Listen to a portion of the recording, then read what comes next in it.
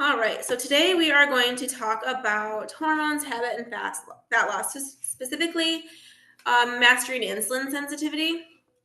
So, as we age and go through perimenopause and transfer to eventually menopause, our body just works a little bit different. So, a lot of the things that we're going to talk about, like the same habits still apply. It's just, I'm going to get into kind of the why behind why we have to be a little bit more dialed into those specific habits. So let's kind of just jump right into it. So I kind of want you to think about insulin sensitivity and why it matters. Think about it as like the key and lock method. So you want to think about insulin as the key in our cell receptors. So where the insulin can go, which is going to be our liver, it's going to get stored in our liver, our muscles, or our fat cells. So those cell receptors are the lock. In a healthy insulin sensitive person, insulin, the key, it just fits really, really easily into the cell receptors, the lock.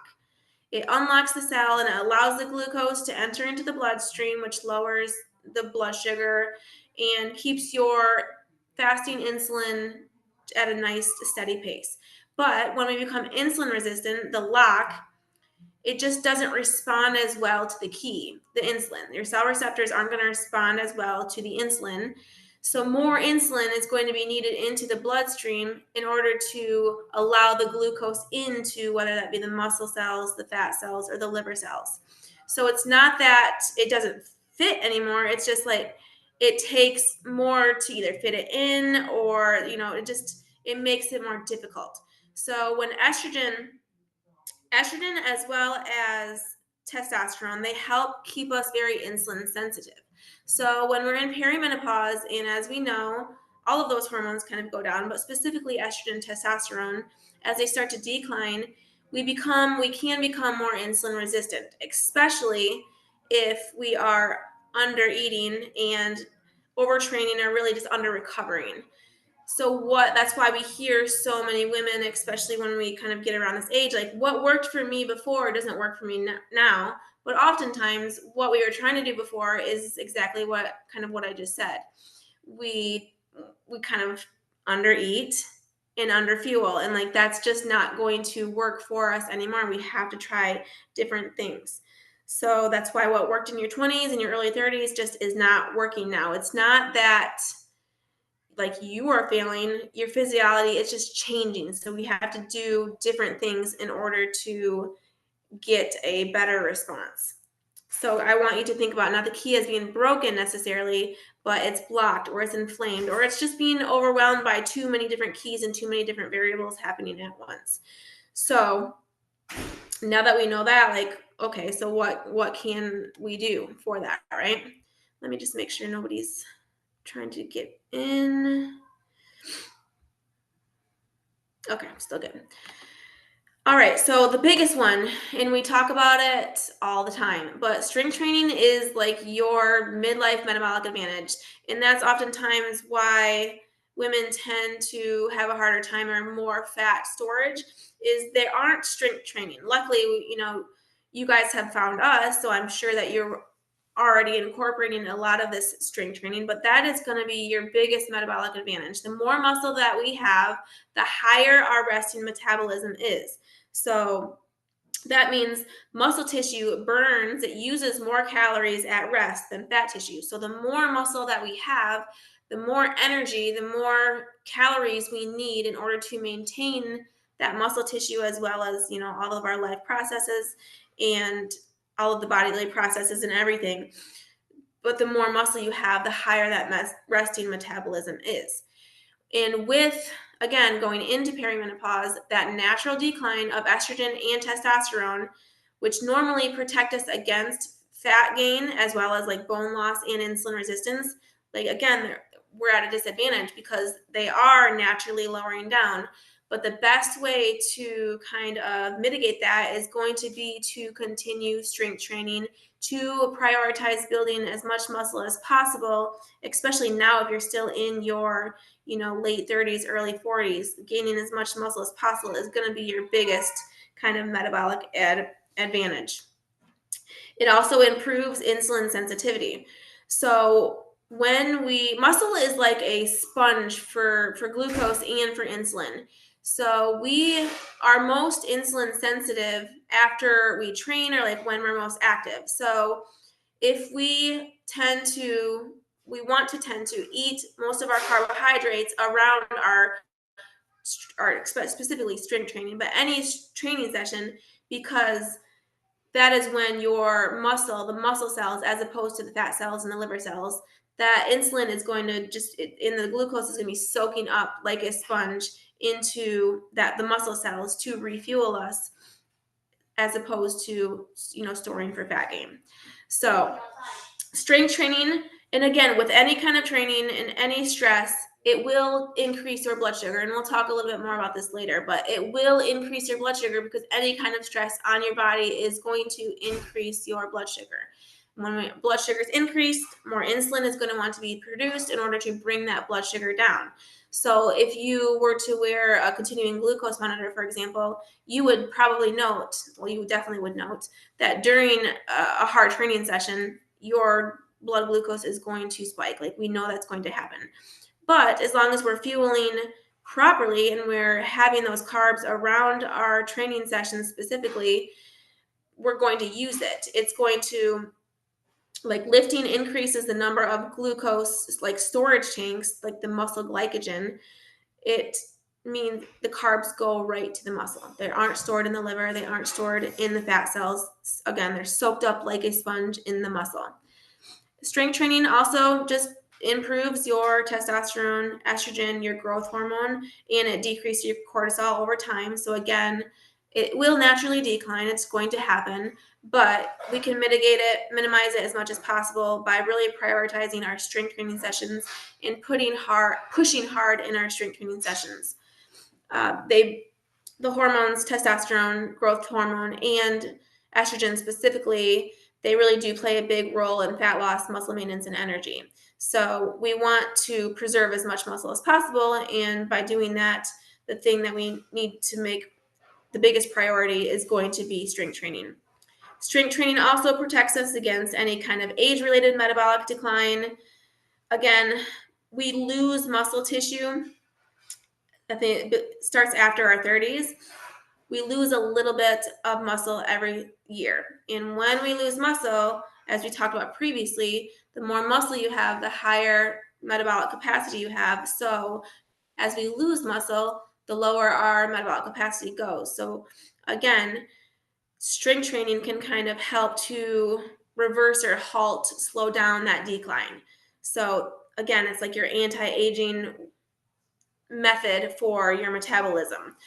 Strength training also is going to build your metabolic flexibility. It helps us to your body switch between using fat as a fuel source and carbohydrates as a fuel source, which the more metabolically flexible we can be and hop between 1 and 2, the less insulin resistant you'll end up being, the more insulin sensitive you will be. Let's see, what else? I think that's it for this slide. And then we also need to remember, like, we still need to be able to recover from our training sessions too. So strength training is important. So is getting in enough fuel, not being in a calorie deficit for too long, not fasting before our training sessions. We want to make sure that we have carbs. And if you work out super early, like, you might not need a big meal, but just any kind of little bit of glucose, a little bit of electrolytes are going to help fuel for those sessions to help you recover. Because again, when we lose our estrogen, when we lose our testosterone, we can't recover like we used to. It's a lot harder. And that's why you'll notice too, like, we tend to need more sleep as well. We just can't recover like we did when we were younger. So making that a big priority is going to be really, really helpful in minimizing muscle loss and increasing your potential for gaining muscle. So the same habits apply here. So what can we do as far as when to fuel our workout? So can we have a little bit of carbohydrates before and then have a nice meal afterwards? Have your carbs with a protein source and a little bit of fat source. So eat your carbs in the first half of the day when you are most active, because again, that glucose, insulin, your muscles are just going to soak it up like a sponge. It's going to use it all. So again, we're not going to store it. Next, we are going to kind of go into cortisol. So cortisol is a big word that we hear it constantly. High cortisol, watch out for high cortisol. And yes, cortisol can be the kind of make the insulin resistance worse.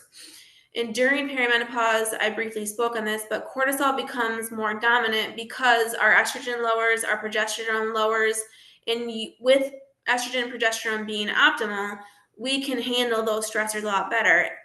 But they kind of buffer it, so they kind of take the grunt of it.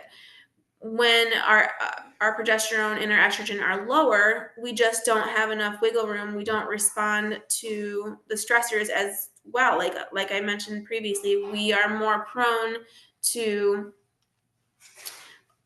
being stressed, or things that didn't stress us before tend to stress our body now. So with high cortisol, it can lower our insulin sensitivity. And when we are insulin resistant or less insulin sensitive, it can lead to the higher fat storage.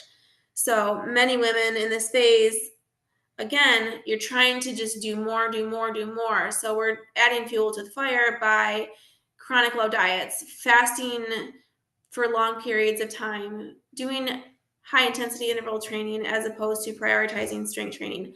All of those things, again, they're all stressors.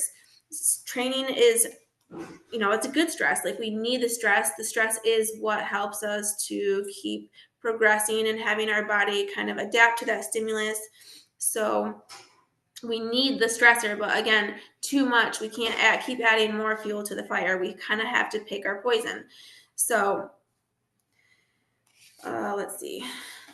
With chronic stress, that blood sugar is constantly elevated. So again, if you're training, you're not eating, you didn't sleep well the night before, your blood sugar, all of those things are stressful. So all of those things are going to want to spike your blood sugar. So it's a constant stress signal to your body to release more glucose because your body thinks that it's in danger. In reality, we're not necessarily in that much danger. We're just trying to live our life, and we're trying to, we love working out. It makes us feel good. Maybe we love sprinting and high intensity workouts. We have a million things going on. So yeah, sometimes we unintentionally wait too long to eat. But again, those things are just making it harder for us to lose fat, and especially now that we're getting older, we cannot handle that stress quite as much. So over time, your cells stop responding to the insulin property because, again, you're just constantly, blood sugar is high, and then which makes your insulin high. So it's just that key just is not fitting in that block as much anymore.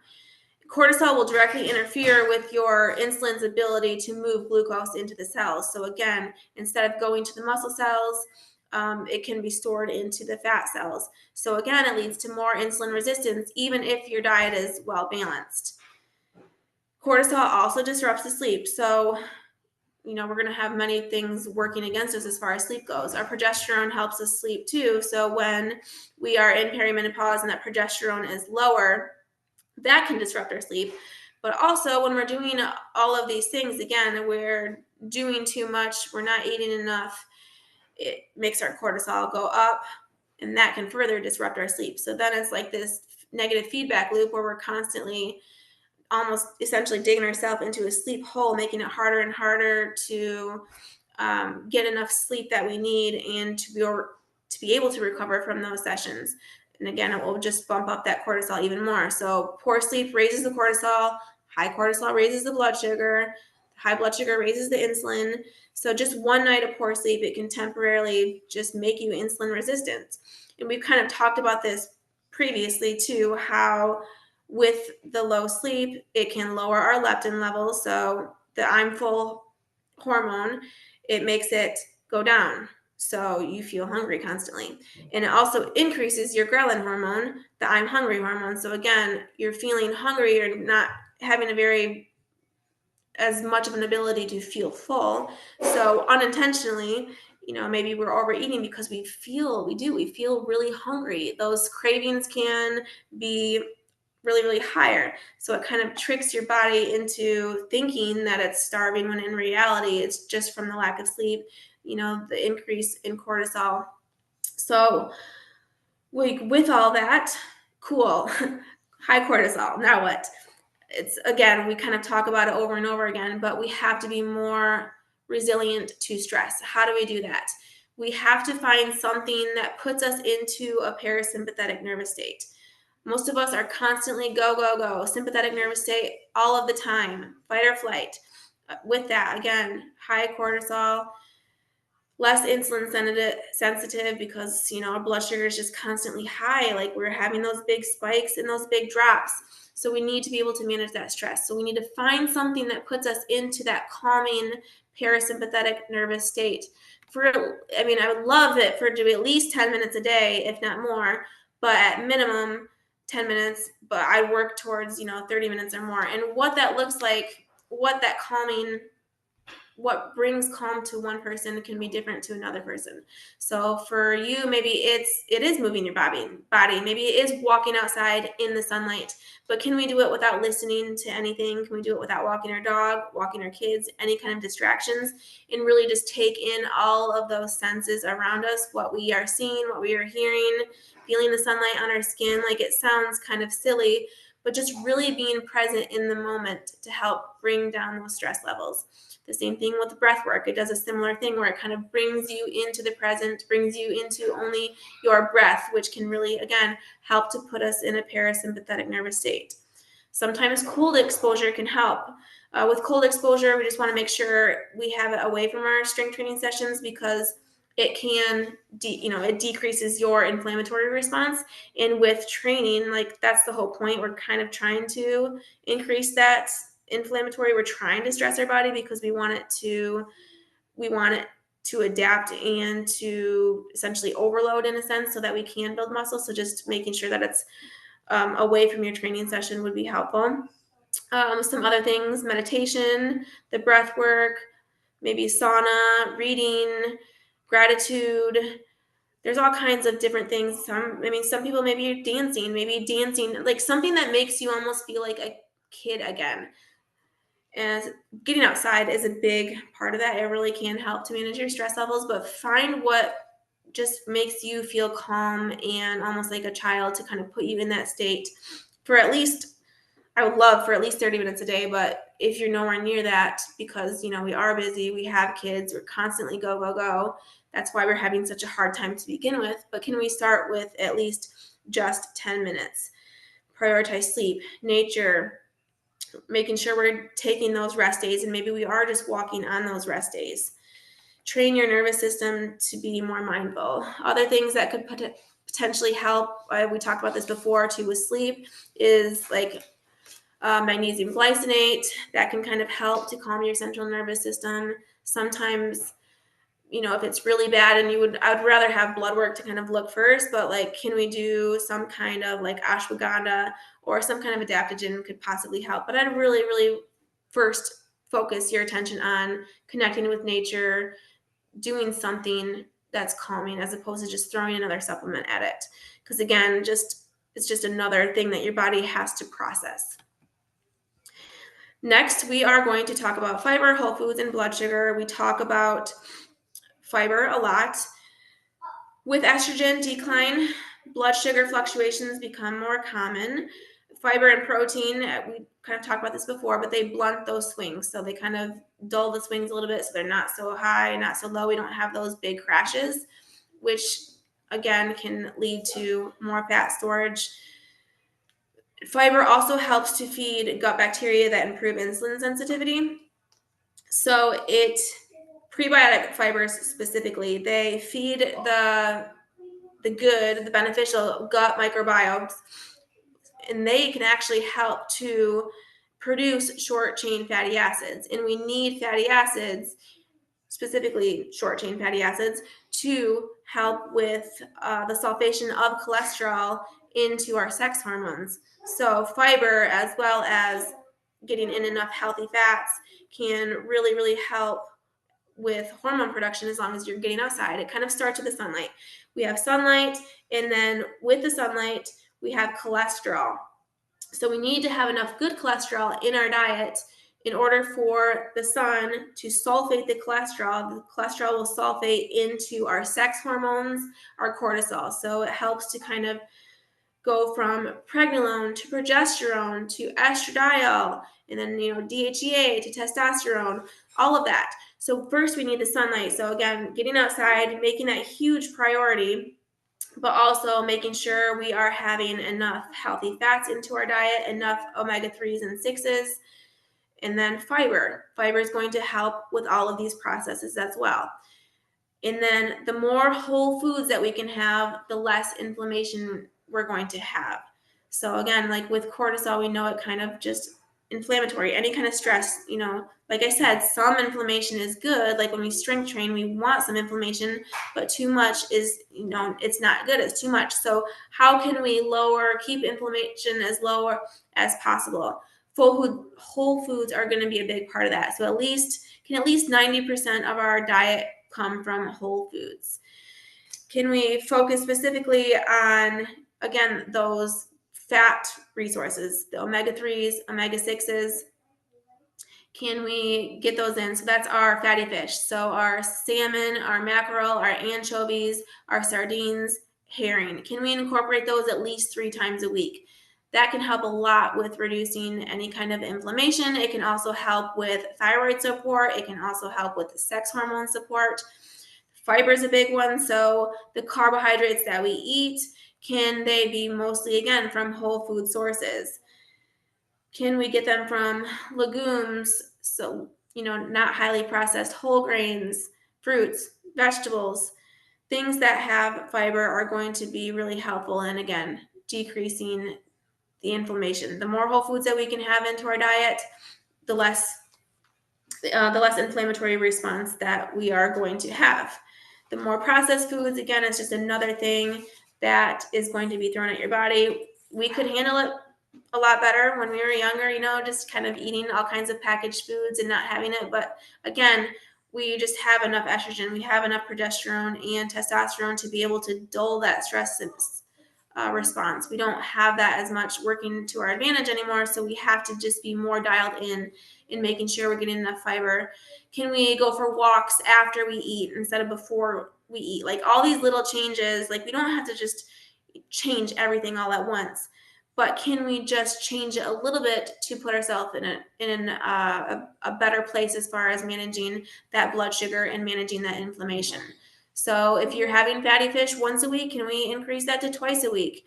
If your fiber is at 25 grams, can we bump that up slowly to closer to 30 to even upwards of 50 grams, depending on the person again. And you're going to want to slowly work your way up to that to help your body to kind of adapt. Can we minimize maybe we normally eat out 3 times a week. Can we bring that down to 2 or to 1? The same thing with alcohol. Alcohol is a big one. We tend to feel more stressed as we get older. We have more on our plate. A lot of people like to cope with alcohol, not maybe even necessarily cope, but like kind of that's their thing that helps them to calm them and bring them down into a parasympathetic nervous state. But alcohol, our body sees that as a toxin. So our body wants to slow all of the processes. It doesn't want to digest the food that we ate because it wants to get rid of the alcohol first. So again, alcohol can be a stressor on the body. It can make you temporarily feel like it's calming you, but in reality, it can be very inflammatory. So can we decrease our alcohol intake? Can we decrease the number of times we're eating out? Can we get most of our meals during the day from whole food sources, and maybe just one of our snacks is a little bit more highly processed? So again, just finding little ways to improve upon the habits that you're already doing. So next, we kind of briefly already talked about it, but sunlight is a huge one in sleep and circadian rhythm. So perimenopause often brings sleep disruptions. That progesterone being low can really make you just more wound up, kind of, you're tired but wired kind of feeling, which can make it harder to sleep. It can lead to that 2, 3 a.m. wake up. So can the cortisol. So with that, what can we do? And with that, we become more insulin resistant because, again, stress around the body, more blood sugar production, more insulin production. So constantly just in that state of high blood sugar, high cortisol, high insulin. So what can we do? sunlight. It sets your metabolic clock. So within a couple hours of waking up, can you get outside for at least 30 minutes would be great, but start somewhere. Can you start with 5 minutes, 10 minutes? And if you can do it for each part of the day, that will be really helpful. So our T3 is made in the mornings. So again, supporting our thyroid, getting outside is going to help to support our thyroid specifically in the morning is going to help a lot with your T3 production. Our nighttime routine is going to help with our T4 production. So can we get outside within a couple hours of the sunset? Can we minimize any kind of blue light exposure that we're having? Can we wear blue light blocking glasses, specifically the ones with a red tint, to kind of, again, help manage the stress? Blue light is stressful to our body. So can we decrease the overhead lighting once the sun goes down and kind of focus on just low lighting lamps?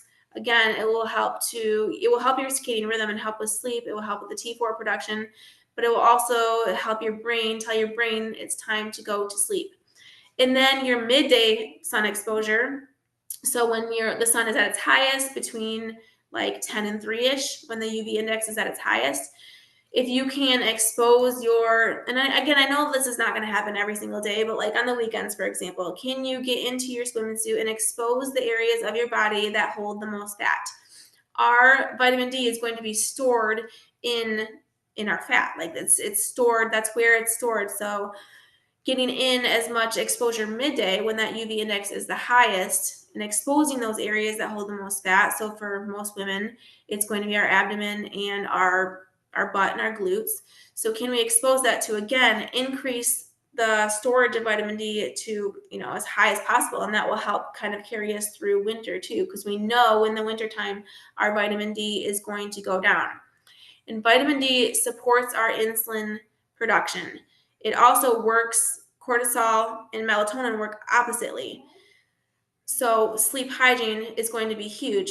And again, can't just really supplement with vitamin D. Like, it can help, but the issue that I see sometimes doing blood work is that when we just take a vitamin D supplement, especially as we get into perimenopause and menopause, with the lowered estrogen, our LDL can sometimes be higher.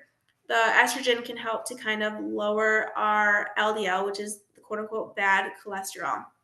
So when we just take vitamin D, it's kind of working almost in reverse to what I mentioned before. You're not getting the sunlight picture, but you're getting the vitamin D. So we have the cholesterol, their next step. So it kind of works backwards. It can raise our LDL so that we have enough cholesterol to break down into those sex hormones, but we don't really want the LDL to be too high because that can lead to all kinds of cardiac issues. So sometimes we see with vitamin D supplementation, specifically if you're already more prone to LDL being higher, that it can raise that up. Like, I wouldn't freak out about it or anything, but getting outside, again, same thing with like a fish oil. Can a fish oil help instead of having fatty fish? Yeah, but you're going to need a lot of it. So you're really just better off going straight to the source, getting in the fatty fish and going straight to sunlight and circadian rhythm. Let's see if I missed anything.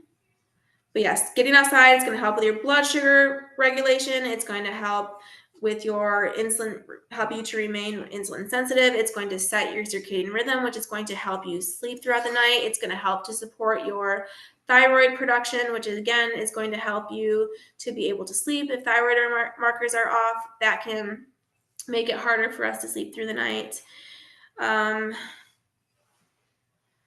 I think I hit on everything. The magnesium glycinate, again, taking that before bed, that can help with sleep.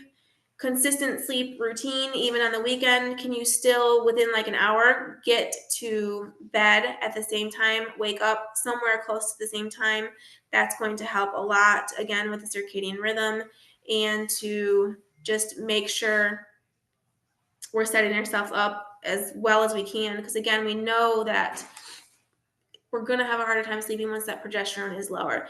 And then we're going to kind of blow into blood work next, but like really, if you are experiencing a ton of symptoms, like maybe you're not able to sleep because your progesterone is too low, like at some point, if you're experiencing too many symptoms, it might be a good time to go to your doctor to talk about maybe doing some kind of hormone replacement therapy to help you, sleep a little bit better, or to help you with any kind of symptoms you're experiencing. But the best place to start is going to be getting blood work. So a lot of symptoms can overlap as far as like what's happening in our body. We get a lot of fatigue, brain fog, weight gain, mood swings, trouble sleeping, cravings. A lot of things can cause that. It could be you're insulin resistant. It could be your cortisol is too high. It could be your thyroid levels are suboptimal. It could be your sex hormones are suboptimal. So there's all kinds of things that could be causing those symptoms. So the first thing that's going to help you kind of get a better picture of what's actually going on is going to be getting your blood work. This is the list of lab values that I personally love to see. It's going to help tell you the whole entire picture. So it will help because oftentimes we get our labs drawn and then our doctors say, well, everything looks normal. But if you take a deeper dive into it, like if they just drew the fasting glucose lab, for example, and they didn't draw your fasting insulin or your A1C, like that only tells us a little bit of the picture. We need to know the fasting insulin and the A1C to really tell us if we're insulin resistant or not. The same thing with our sex hormones. Like if we only get our estrogen and not our DHEA or testosterone, it's only telling us part of the picture. And the same thing with like vitamin D. If our vitamin D is low, it's going to also impact our thyroid function. It's going to impact our cortisol. It's literally going to impact all of these. So if our vitamin D is low and we didn't get that drawn, doctor wouldn't draw it, we wouldn't know that we really need to start with getting in enough sunlight, getting enough vitamin D, because without that, it's going to be a lot harder to improve all of these other markers. The same thing with cortisol. If our cortisol is through the roof and our like C-reactive protein, which is another inflammatory marker, like if those are off, we know that we probably want to start with prioritizing stress management. So getting a really lot better look at the whole picture with all of these lab values, it's going to just be a lot more helpful, because it's going to tell you like where do we start. If our thyroid's low in all, our vitamin D looks good, our sex hormones look good, like we know that we probably want to do more sunlight exposure. We probably want to get more fatty fish because we want to support our thyroid. And again, stress management is another. Supporting our thyroid is going to be a huge one. So just knowing more about what's happening internally is going to be really helpful to better manage your symptoms and to know what to bring to your doctor. If your thyroid looks good, cortisol looks good, you're actually not too insulin resistant, but your sex hormones are subpar and you are experiencing a ton of symptoms, maybe it is time to talk to your doctor about some hormone replacement therapy.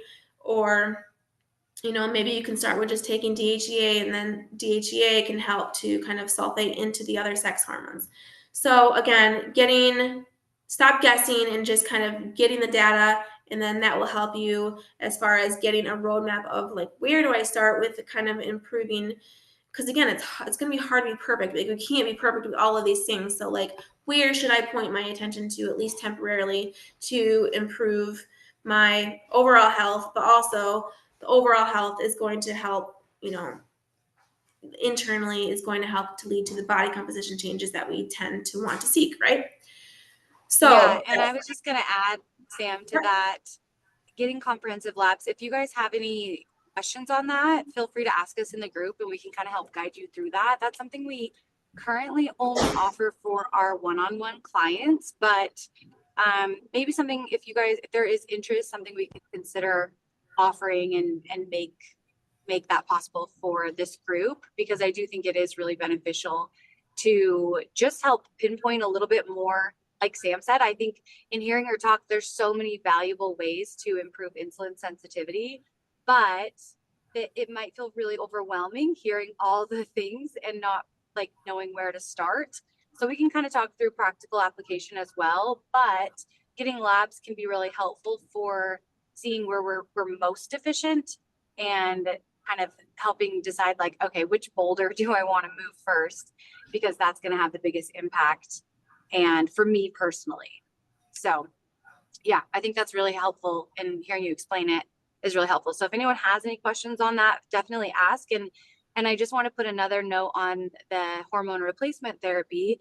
I think it can be really beneficial, and maybe something everyone may benefit from, like regardless of the lifestyle habits. But I think really focusing and knowing what lifestyle habits and diet and training habits can really like lower your symptoms is really helpful, because even if you're going to do HRT, doing all of those things to support your longevity and health, like you will not regret that.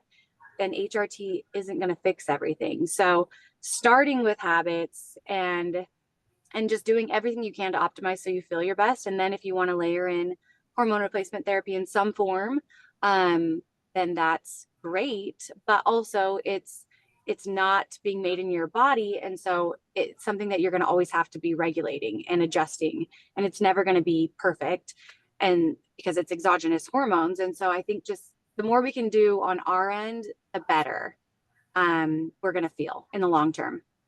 Yeah, I'm all about, like, a lot of people just throw supplements at things too, and I just think that you're just gonna get a lot more bang for because eventually too many supplements, just like too much of anything, that's a lot of stress on your liver if you're taking a big old stack of supplements constantly, and then maybe you have over counter medications too. So can we just dial in some of these other habits with food, with lifestyle habits first, then maybe supplements, and then medications, kind of thing? um, I think is going to just be the most beneficial and the most cost effective too, really. So with that, like, what can we do? Again, pick a place to start. The biggest thing I would start is always prioritizing your strength training, especially if you're looking to kind of lose fat and build muscle. We need at least 3 strength training sessions per week, and like pushing hard in those training sessions, they should be challenging. This is the one intentional stressor that we really want to put on our body, is just stressing our muscles enough so that they kind of want to grow. Other things, big one is going to be the stress management. So with stress management, can you get 10 to 30 minutes of morning sunlight, 10 to 30 minutes of midday sunlight, 10 to 30 minutes of outside time? And again, like, if all 3 of them are too overwhelming, can we just start with one? Getting in one fiber source at every single meal, aiming to get closer to 30 to, upwards again to like 50 grams per day. Slowly working your way up to that. Can we walk after our meals instead of before our meals? Can we get 90% of our meals from whole food sources? So, that's most of your meals throughout the day and the week, and just having a couple of those, highly processed foods when you maybe go out to eat, or one little snack a day, something like that. And eating most of your carbs when the sun is up, so when you're most insulin sensitive, so that your muscles will soak up the glucose, soak up the insulin like a sponge. Can we get in more fatty fish? If you're not getting in any fatty fish, can you start with once a week and kind of slowly work your way up to that? Find a recipe that you like. Find a way of cooking it that you like. For me, I love smoked salmon. Other people, maybe they want to air fry it and season it well. Some people like to use salmon or anchovies or even sardines and make it into like a tuna salad sandwich or like a tuna casserole, but instead of tuna, you're using the fatty fish, so kind of the similar taste. So find a way to eat it that maybe you'll never really love it, right? But to at least to be able to add it in and kind of have it, because it is so beneficial to so many things. Like I said, it helps raise the HDL, the good cholesterol. It's going to help support your sex hormones, because we need enough fat in our diet to sulfate those sex hormones. It's going to help support our thyroid as well, because they have a lot of selenium and iodine in them too. Making sure we're continuing to, I know a lot of you guys are great at this one already, but including 25 to 40 grams of protein at every single meal. And like a big, big, big one that a lot of us probably aren't doing, try to get in at least 5 minutes of a wind down routine before bed. And maybe it's not before bed, anytime. I will take any time of day. Can you get at least 5 minutes of something that puts you into a parasympathetic nervous state, something that helps to calm you?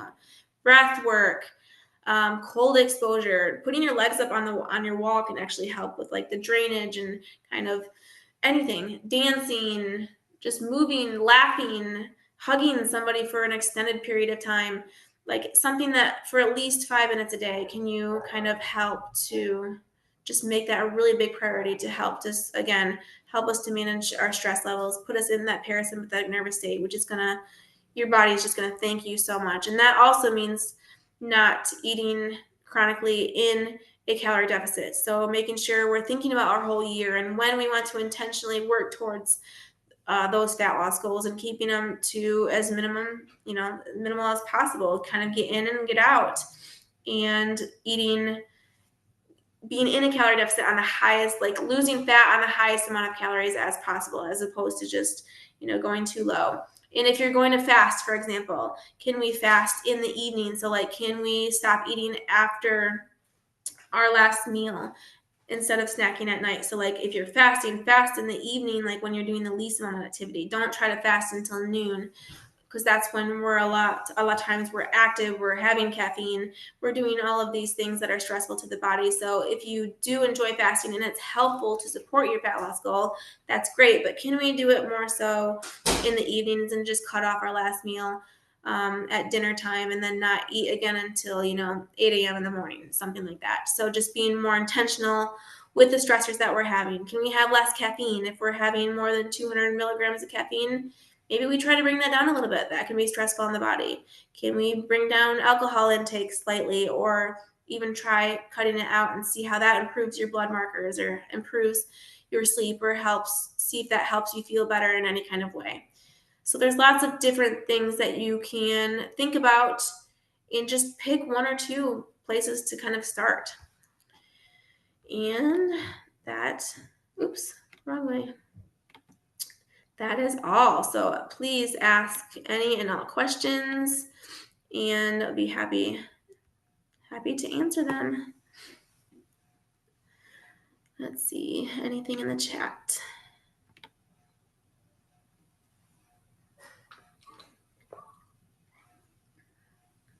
I have a question. Yep, go ahead. So I live in the Pacific Northwest, where summers it's awesome to get sunlight, like it's really easy. But come winter, it's like dark till like 7 o'clock in the morning, 8 o'clock in the morning, and then trying to get kids to school. And then it's dark so early in the evening, like 4:30. I'm from California, and I've lived in Washington for 12 years now, and I'm still not used to the sunlight being so minimal in the winter.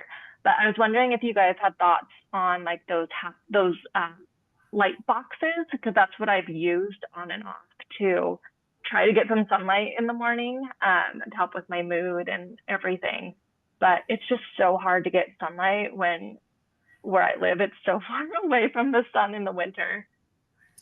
Yeah, it is hard. And again, like knowing too, like you can still get some of the benefits of being outside. Like it's probably cold too, but you can still get those benefits even when it is cloudy and the sun isn't shining. You're just going to get the best storage of vitamin D when the sun is out. So that's why I like to kind of really get as much sunlight as you possibly can. Again, in the summer, let it, again, exposing those areas. So like, it'd be awesome. Like optimal for like summertime vitamin D would be like 80 to 100. So like, can we get to the upper limit of storage of vitamin D? Because once we get into the winter, we know it's going to go down. But then when it goes down, can it only go down to like still stay into that 60 to 80-ish range? Knowing like, yes, you are going to get less. It might get really cold and freezing out, and you can literally only handle a couple minutes at a time. But yeah, the red light, I feel like that helps to red light with like energy levels and kind of waking you up and mood. But again, still making sure you're still trying to get outside, but again, you might not be able to handle as much during the winter time, and allowing that to be okay, but really making it a huge priority in the late spring to early, all the way to early fall. Does it, Marissa or Michaela, have any thoughts? I was just gonna say with the light box too, like using infrared light throughout the winter. I think of it like a supplement, like it's not going to replace the sunshine or necessarily bring up your vitamin D status, but it does penetrate. So it kind of, not all light boxes, I guess, are the same, but if it isn't one with the near infrared light, then that's going to penetrate on through your skin and benefit you on the cellular level, which is great. It will help your body produce more ATP through the winter, and that gives me more energy and focus, and it elevates my mood. And so I'm the same way. Pretty much anytime I'm in my office, I have my light box on in the winter. And it's interesting because I definitely notice a difference in the winter when I'm using it with my seasonal depression and just kind of like seasonal just stressors that I feel. But I also think it's interesting. I don't really crave that light box in the summer, and I'm outside all the time in the summer. But in the winter, I like almost rely on it. So I really do. I think it's beneficial, but it's not a replacement for the sun. You're not getting the full spectrum sunlight. So I think that's important to remember too. It's kind of like taking a fish oil supplement versus eating fatty fish. You're getting all the cofactors and all the benefits, but it's still great to supplement. I think ideally you can do a little bit of both. Yeah, no, that's super helpful. Thank you both for that. Yeah, I try to get as much sunlight as I possibly can. We like live outside in the summer, and then in the winter, because it's, oh, go ahead. Oh, I was just going to say that will help. And that's how our bodies are really designed to do it anyways. I mean, depending on where we live. So like if you live in the Northwest, getting as much sun as you can in the summer, and then still getting outside in the winter months, like Sam said, and it's going to be more cold exposure, which I am still new. There's new research on this, but from kind of what I am learning, that cold exposure in the winter helps our body with just kind of optimizing as much as possible across the board. Not necessarily in the same way as sun, but just in within our environment, optimizing. So storing that vitamin D more optimally. And Sam, what would you say on just cold exposure in the winter?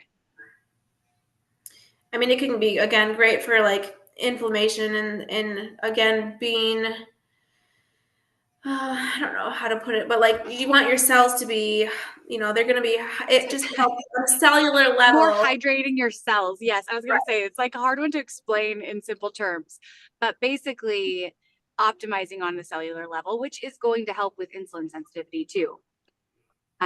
So still getting outside, you're not going to be increasing vitamin D, but benefiting other areas. And it can help, again, inflammation. And we know that it's a form of, decreasing that inflammation, putting you in not necessarily a calming state. That is a stressful state, but it can help a lot as far as inflammation goes, right? That's why we ice an injury, because it does help with the inflammation. So again, inflammation being a stressor, the cold therapy can help with that a lot too. And again, on a cellular level, it can help. And that could be as simple as just going outside for a walk. It doesn't need to be like cold plunging either in the winter.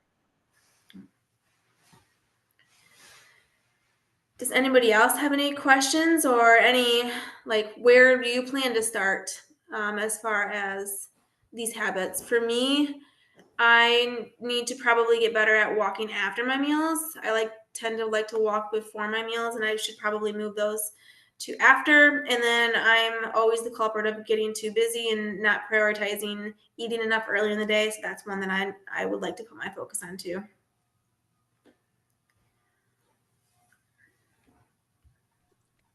For me, it's fatty fish.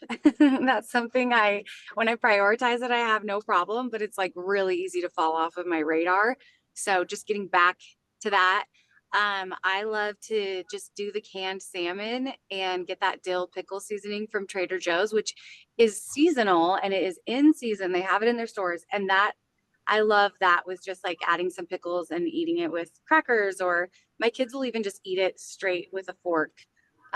So that's really convenient and easy. And I like that the wild caught salmon is easy to find in the canned section, because I think sometimes purchasing salmon can be a little overwhelming for people. So canned is a great option, really convenient too. And it's not always what I feel like having. So if I can make it taste all right, then it's easier for me to eat it. Yeah, I love smoked salmon, so I can eat it plain.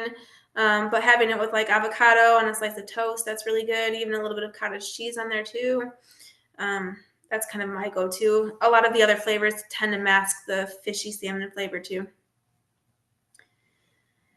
Let's see. Somebody said definitely fatty fish. Kids don't like it. Yeah.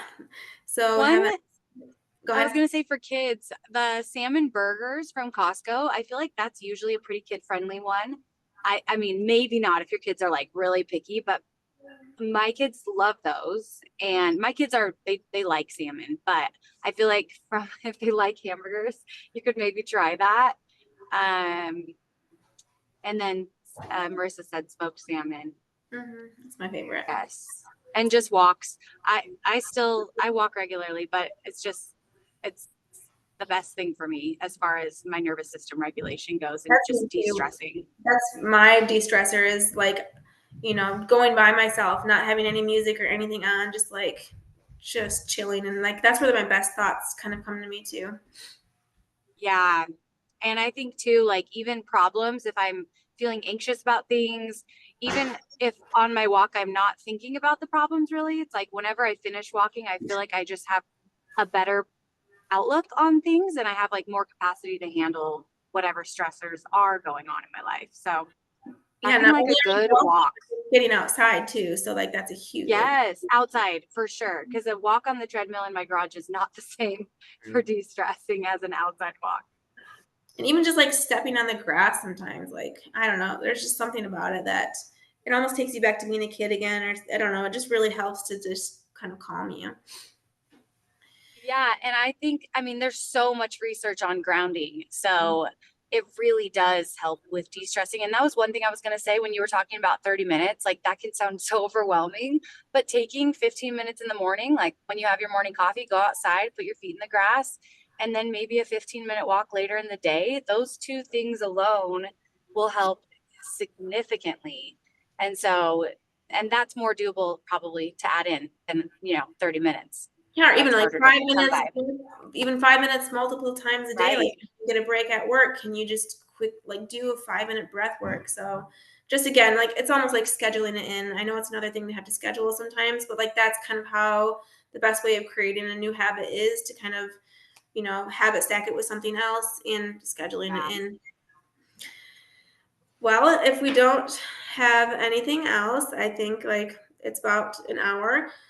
And I'm just trying to think, like in the group, I'd love to hear what you guys are going to start with. What habits are you starting with? If anybody has any great like fatty fish recipes, share those in the group too. We could all benefit from that too. Yeah. And let us know how you're feeling too, like with your progress at this point in the group. We'd love to hear just any wins anyone has had so far. And if there's anything that you're struggling with, let us know as well. Because if you are, someone else is too. Summers are crazy. So this is a time of year to just find a new rhythm with the same habits, which can take a little bit of intention and focus. Yep. All right. Thanks, Sam. Yeah, everybody have a good one.